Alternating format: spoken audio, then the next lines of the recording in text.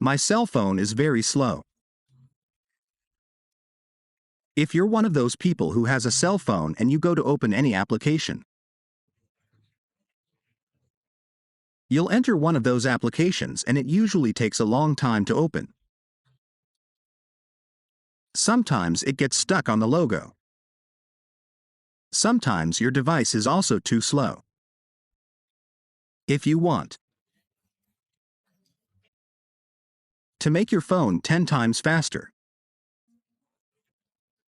well, don't worry because in this video tutorial we'll be solving that problem for you. The first thing we're going to do is the following. We're going to go here to Settings, then in Settings we go to the last options. The last one, we tap here About Phone, Software Information, and then here you're going to tap here where it says Build Number, then tap OK.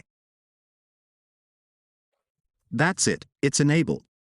We're going to go back. Now we're going to go up here, we'll find Developer Options. Then what we're going to do is go down. We're going to look for the following option. Pay close attention in this video tutorial. And we're going to select these options that say Animation Scale.